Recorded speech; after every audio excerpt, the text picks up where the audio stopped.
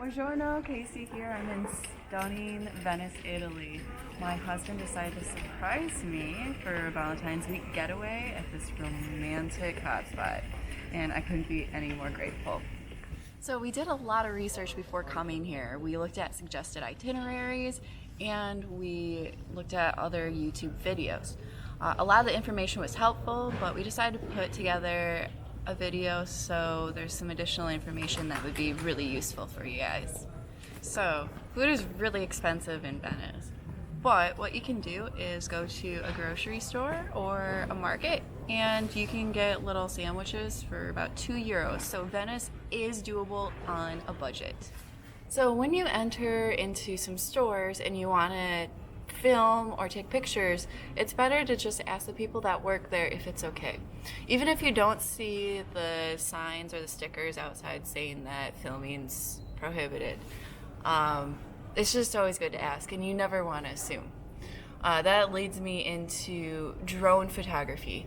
Drones are completely, strictly illegal in Venice. There's a lot of mixed up information online, and we talked to the proper authorities, and no drones are allowed to fly over the island. So there are a lot of dogs here in Venice, which we absolutely love. But we did notice that some dog owners don't really pick up after their dogs, so be mindful for where you step. When you're in Venice, you are going to be doing a lot of walking, so comfortable shoes is a must. Remember to pack your sunglasses. We're here in mid-February, and as you can see, the sun is still really bright. If you want to go to the surrounding islands, you can sign up for a tour, but we opted to get a water bus ticket, so we have a lot more freedom and we're less time restricted on each individual island. Next topic is flooding. So you hear a lot about Venice flooding, and we're lucky enough to have not experienced that during our stay. If you're worried about it, you might want to contact your hotel and they'd be able to tell you if rain boots are worth packing in your luggage. Okay, so I'm going to do some good food shout outs. I apologize for reading off my phone because I want to make sure that I pronounce these restaurants right. Osteria Ruga di Jaffa is very accommodating with dietary needs, and they have decent dishes. Ristorante A Barbacani. It's a cozy restaurant. Delicious food, and they have complimentary surprises with your meals. Osteria de Pompo is a family-run local restaurant on the tail end of the island. They have fresh, exquisite seafood dishes, and their tiramisu is to die for. It is worth the walk. It is our favorite restaurant that we've experienced by far. One thing I want to encourage is to do your own research and follow your own interests.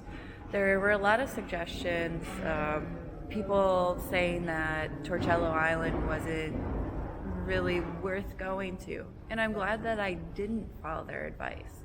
It was quiet, it was peaceful, it wasn't swarmed with tourists, and there were a lot of natural areas and really ancient history there. So I absolutely loved it, and if I followed that advice, I wouldn't have had that great experience. So just do your own research and follow your own interests. Do I like Venice? Yes, I absolutely love Venice. I think everybody should visit here at least once. And yeah, it's swarmed with tourists, but there's a reason why tourists come here. It's magical, it's unique. There's no other place like it. Okay, would I come back to Venice? Probably not. My husband and I spent 5 days here, and we feel like that was more than enough time to take in the major sites, plus more. We had a great time though, and it was such a lovely location to spend Valentine's Day. So take in the sights, safe travels, and arrivederci.